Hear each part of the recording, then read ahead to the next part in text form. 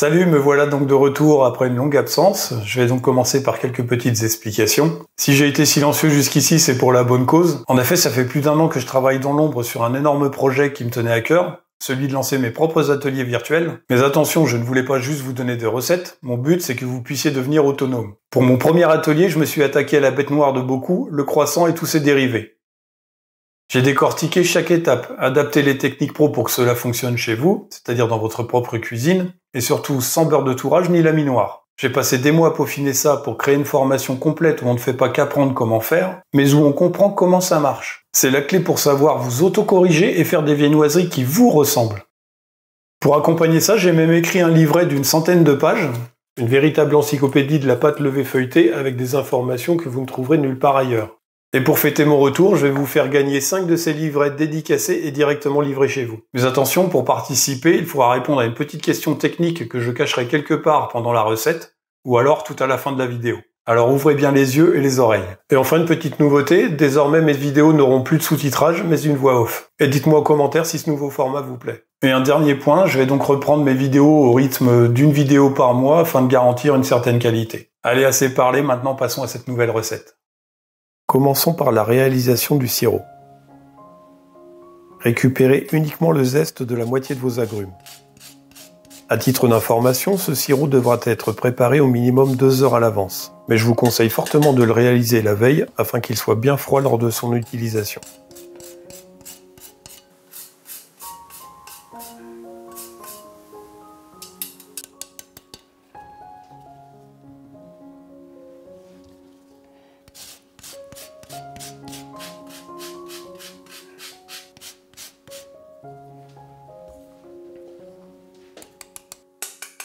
Après avoir récupéré le zeste de la moitié de vos agrumes, coupez-les en deux afin d'en extraire le jus sur une seule des moitiés. Le but étant d'obtenir environ 100 g de jus.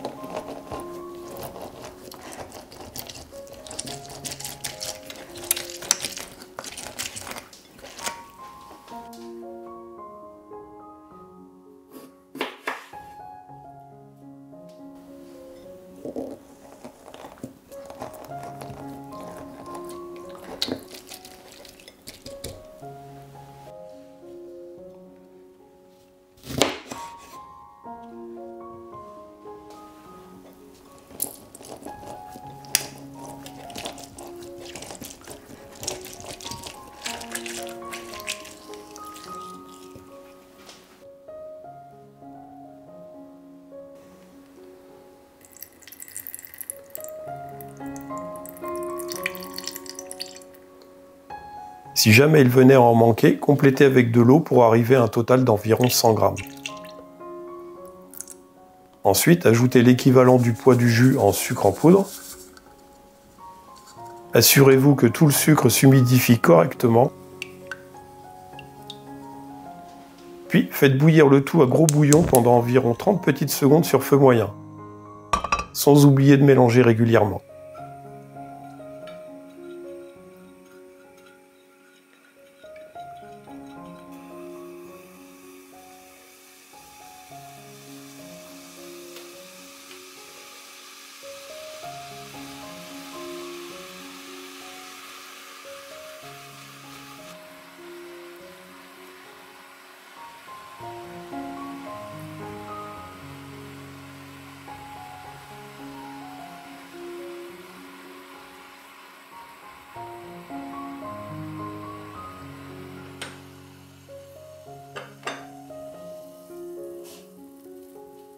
Enfin, transvasez votre sirop dans un récipient, puis laissez-le refroidir à température ambiante avant d'être placé au réfrigérateur.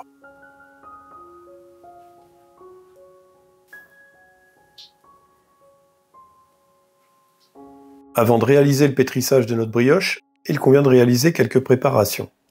Commencez par huiler un grand récipient dans lequel va revenir se reposer la pâte.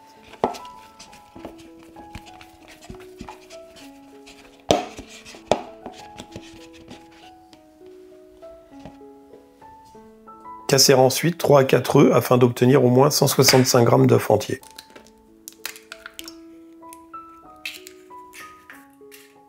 Mélangez le tout grossièrement et pesez 165 g.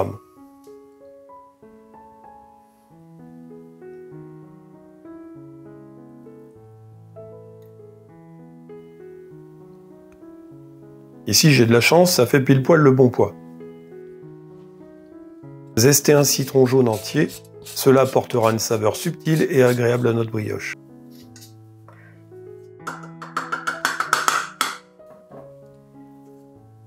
Et bien sûr, avant tout, pesez l'intégralité de vos ingrédients. Vous pouvez retrouver toutes les quantités exactes dans la description de la vidéo. Commencez par verser les liquides froids, c'est-à-dire le lait et les œufs.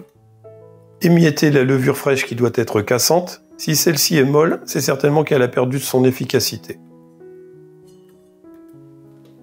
Ajoutez ensuite la farine, le sel, le sucre en poudre et les zestes. Comme la quantité de beurre est supérieure à 15% du poids de farine, celui-ci sera ajouté en fin de pétrissage. Il faudra aussi qu'il soit à température ambiante. Nous commençons par mélanger lentement tous les ingrédients, c'est ce qu'on appelle le phrasage, pour une durée de 6 minutes.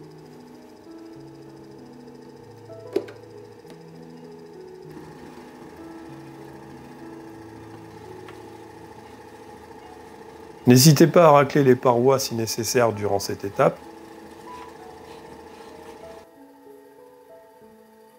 Après 6 minutes et une fois que la pâte est homogène, c'est-à-dire sans trace de farine, nous pouvons accélérer le mouvement afin d'effectuer le pétrissage. Pour cela, on utilise en général une vitesse moyenne, pour une durée de 5 minutes pour commencer.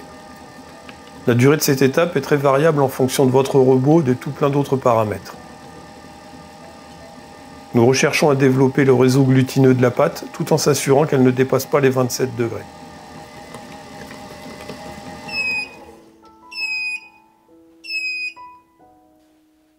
Même si mon robot est capable de me donner la température de la pâte, j'aime bien le vérifier par moi-même, car parfois il y a quelques écarts. Je prélève un petit morceau de pâte et je réalise le test du voile afin de contrôler mon réseau glutineux.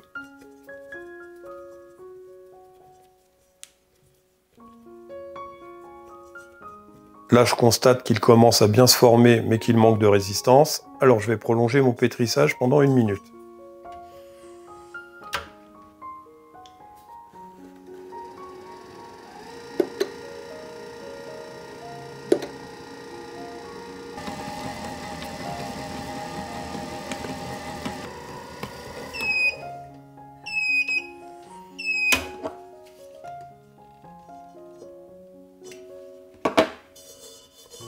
Je vérifie une nouvelle fois.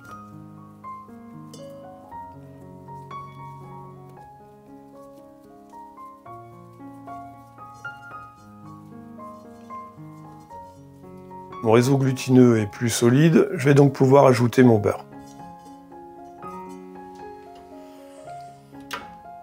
Je positionne mon robot en vitesse lente et j'ajoute petit à petit mon beurre qui doit être assez mou. Vous pourriez aussi ajouter le beurre en 2 fois, mais en aucun cas tout ajouter d'un coup.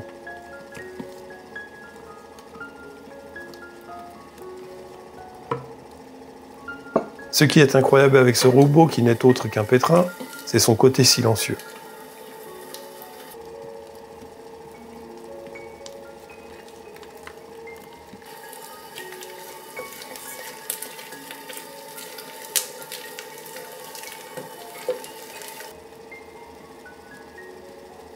Enfin, lorsque la pâte est homogène, c'est-à-dire sans plus aucun morceau de beurre apparent, on passe à la vitesse supérieure jusqu'à ce que la pâte se décolle des parois, et tout en s'assurant que la température de la pâte n'excède pas 27 degrés.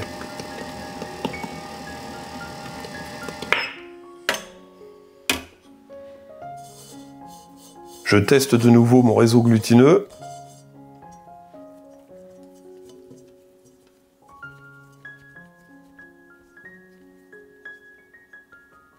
J'ai un voile parfait, sans nervures et résistant, ma pâte est prête.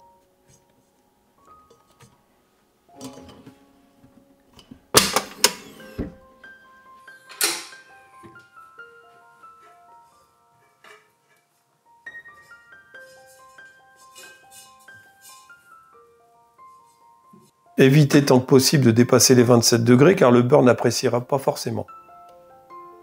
Nous allons attaquer désormais la phase de repos qu'on appelle le pointage. Pour cela, il est important d'exercer une tension uniforme sur la pâte. Commencez par replier les bords de la pâte en son centre, afin de former une boule, puis bouler la pâte.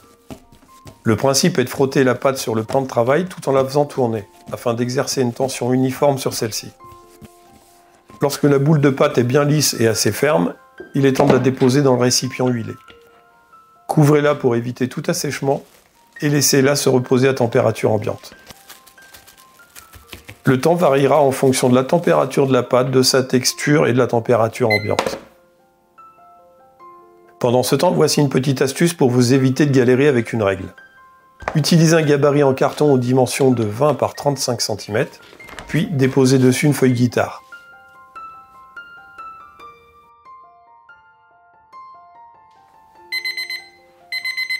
Après mon temps de pointage, je viens déposer directement ma pâte sur ma feuille guitare.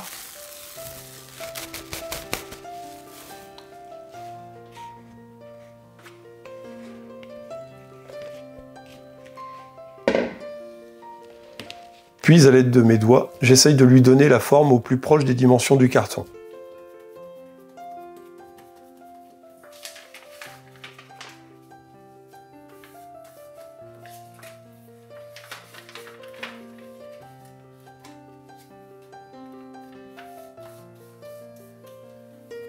Et je viens finir le travail en mettant du rouleau.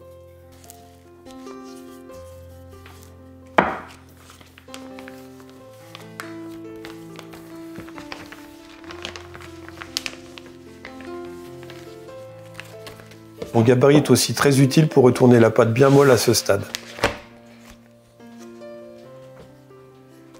J'étale ma pâte en m'assurant de bien combler les coins et en essayant de garder une épaisseur régulière tant que possible.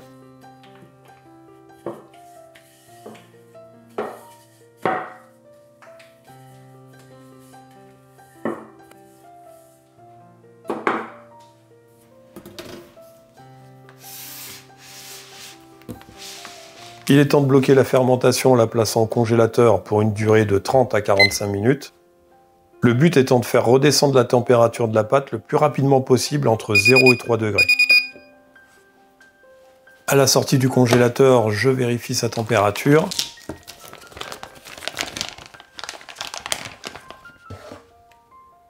Elle est bien entre 0 et 3 degrés. Je vais maintenant pouvoir la placer au réfrigérateur. À ce stade, je pourrais très bien continuer à réaliser ma brioche, mais je vous conseille fortement de la placer toute une nuit au réfrigérateur afin de développer les arômes et laisser reposer la pâte. Attaquons maintenant le tourage. Commencez par fleurer votre plan de travail, puis sortez votre pâte du réfrigérateur. Celle-ci devrait être aux environs de 3 à 5 degrés. Actuellement, ma pâte fait 19 cm par 33. Et je vais devoir la baisser pour atteindre 25 cm par 40. L'épaisseur souhaitée est d'environ 5 à 6 mm. Et pour cela, je m'aide de réglettes. Je fleure les deux côtés de ma pâte pour qu'elle puisse s'étaler correctement, mais je fais très attention à enlever tout excédent de farine.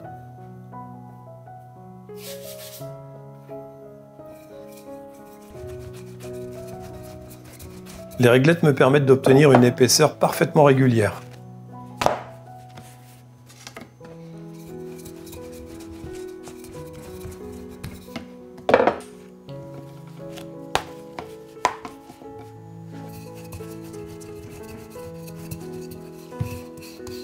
Je peux arrêter lorsque j'ai atteint la taille souhaitée.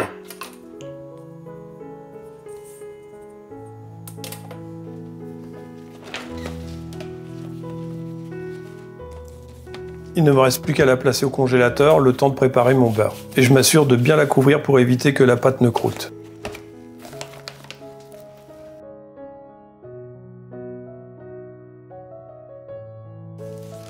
J'ai au préalable préparé un gabarit à l'aide d'une feuille de cuisson aux dimensions de 25 cm par 20, ce qui correspond à la moitié de ma pâte. Je place ma plaquette de beurre au centre de ma feuille, puis je la frappe à l'aide de mon rouleau pour l'assouplir.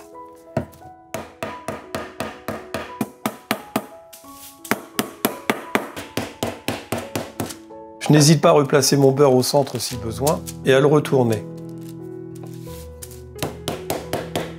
J'essaie de cette manière à l'étaler au plus proche des dimensions souhaitées.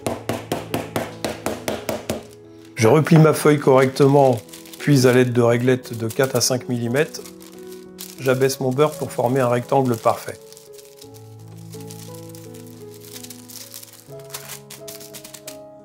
Comme pour ma pâte, je commence toujours par les coins.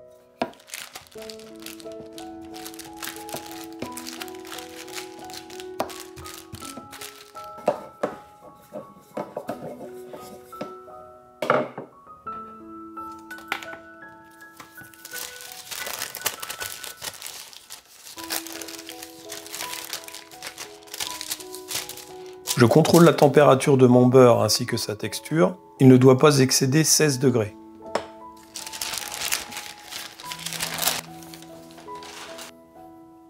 Je sors tout de suite ma pâte du congélateur. Sa température doit se situer aux alentours de 3 à 5 degrés. Je contrôle une dernière fois ses dimensions. Ici, il me manque 1,5 cm de largeur. Je l'ajuste donc rapidement.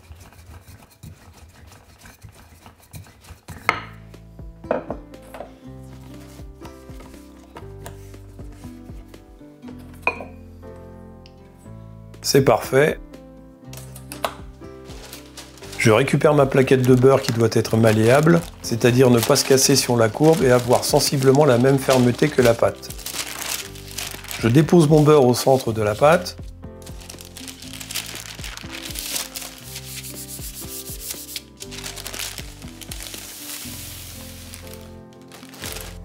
« 13 degrés est une température parfaite pour mon beurre.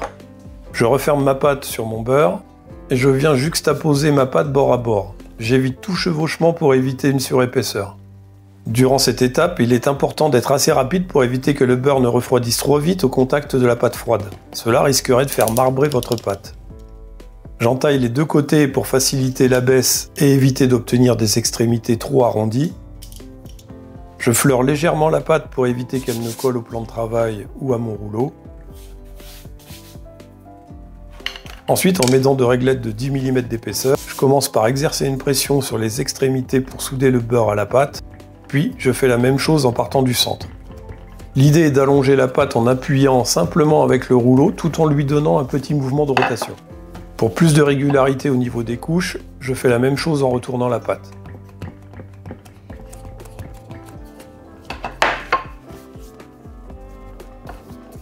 Maintenant, je peux abaisser ma pâte à 10, 8 et 5 mm d'épaisseur.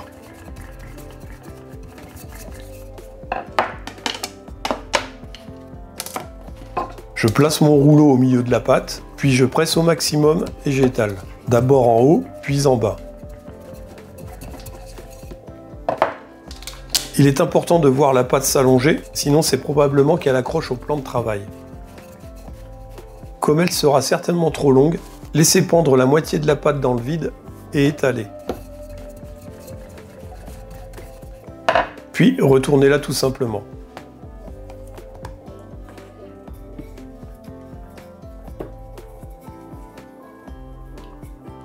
Si vous souhaitez obtenir un feuilletage parfait, coupez les extrémités, puis réalisez votre premier tour simple, c'est-à-dire le pliage en 3.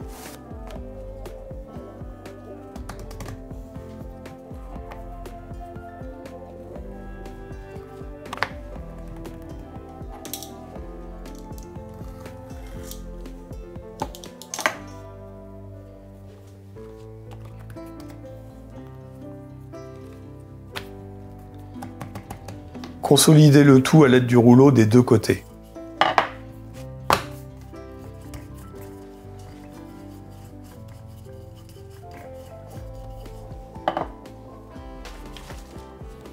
Puis replacez la pâte au congélateur 10 à 15 minutes. À ce stade, la pâte ne doit pas excéder 16 degrés.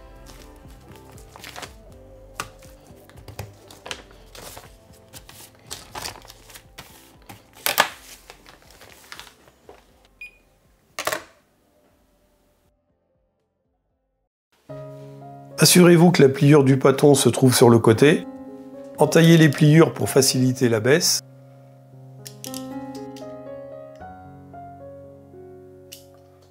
Si la température se situe entre 3 et 8 degrés, c'est très bien. Je commence par réaliser mon second tour simple en m'aidant de réglettes jusqu'à atteindre 5 mm d'épaisseur et je fais exactement la même chose que précédemment.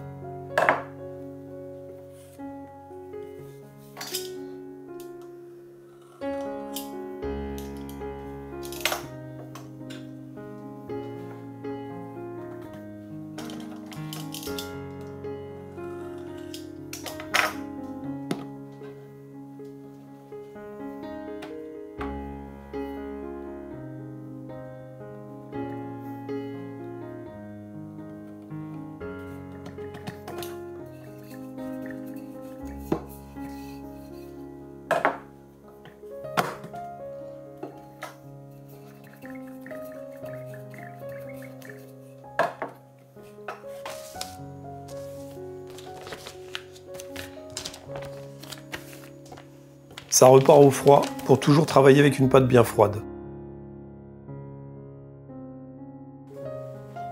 Je repère les pliures que je place sur les côtés et que j'entaille. Je crois que vous avez compris maintenant. Cette fois-ci, je vais abaisser progressivement ma pâte pour atteindre une épaisseur de 8 à 10 mm.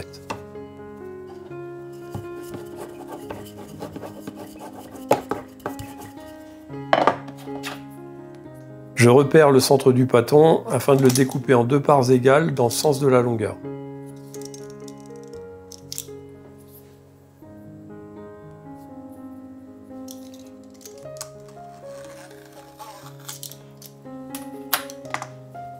À ce stade, les stries doivent être parfaitement régulières et visibles.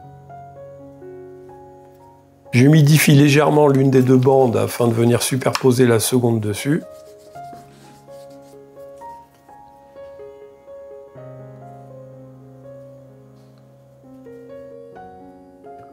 Comme nous pouvons le constater, les réglettes permettent d'obtenir des couches parfaitement régulières. Je fleure le tout et j'abaisse progressivement ma pâte, toujours dans le sens de la longueur.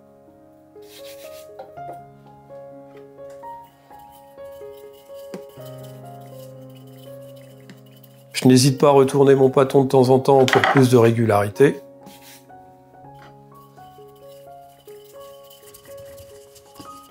Lorsque j'ai atteint une longueur me permettant de toujours la placer au congélateur, j'arrête mon abaisse pour continuer de travailler avec une pâte bien froide.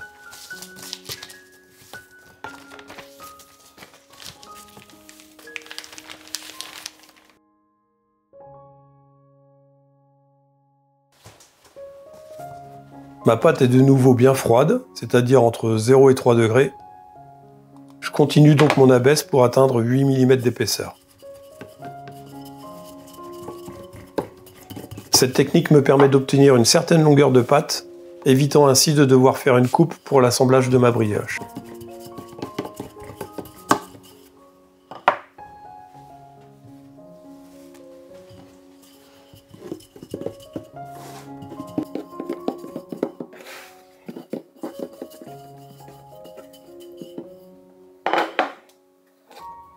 Avant de procéder à la découpe de mes bandes, je m'assure de bien détendre ma pâte. Je vais avoir besoin d'une bande d'environ 70 cm pour le plus grand moule dont je dispose. Je découpe les extrémités pas jolies.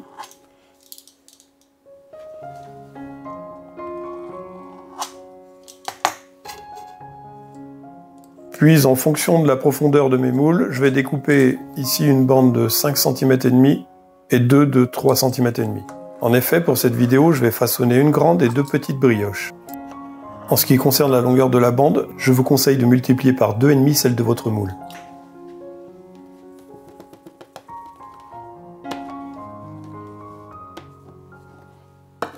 La largeur de mon moule est de 10 cm et sa longueur 28 cm. La longueur de ma bande fait 70 cm pour un moule de 28 cm de long. Je vais donc me baser sur une épaisseur de 7 cm et demi pour laisser de l'espace des 2 côtés de mon moule qui fait 10 cm de large. J'essaie de replier ma bande de façon régulière sans toucher aux stries. Et évidemment, le côté coupé au cutter doit être sur le dessus.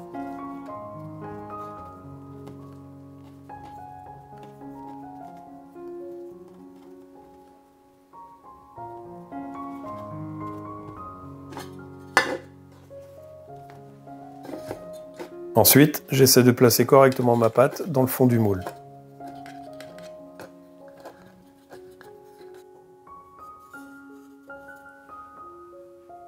Il ne reste plus qu'à la placer en étuve pour environ 2 heures à 2h30 à 25-27 degrés. Mes petits moules font environ 18 cm de longueur pour 7 cm de largeur. Je prends donc une bande de 45 cm de longueur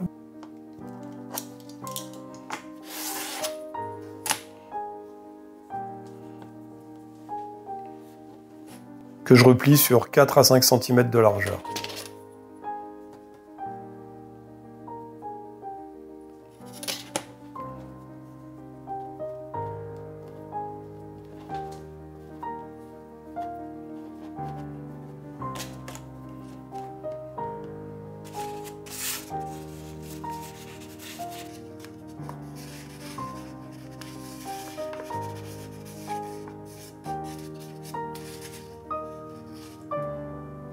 et ça part en pousse. La pousse est terminée lorsqu'il n'y a plus vraiment d'espace libre dans le moule. À ce stade, vous devriez voir de très belles stries si le tourage et les températures ont été respectés. C'est le moment de partir en cuisson. Le temps dépendra de la taille de votre brioche, comptez entre 25 et 35 minutes à 170 degrés Celsius. Vos brioches sont prêtes lorsqu'elles sont joliment dorées sur le dessus. Dès la sortie du four, démoulez immédiatement vos brioches.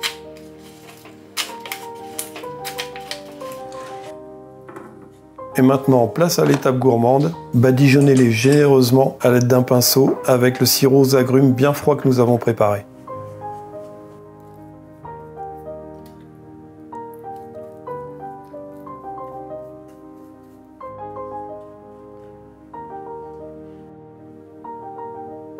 Replacez-les ensuite 1 à 2 minutes au four pour faire assécher légèrement ce sirop.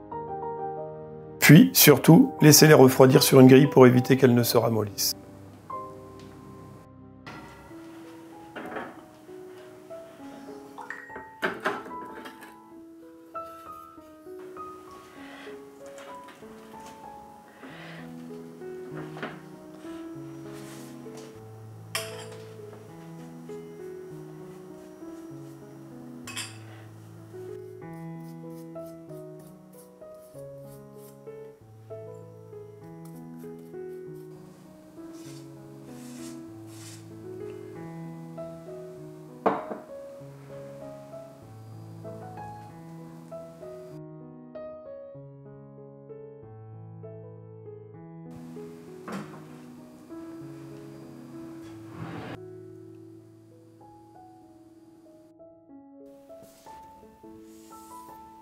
En suivant tous ces conseils, le résultat est là. Vous obtiendrez de très belles brioches parfaitement feuilletées et incroyablement moelleuses à la fois, avec ce goût subtil et frais d'agrumes.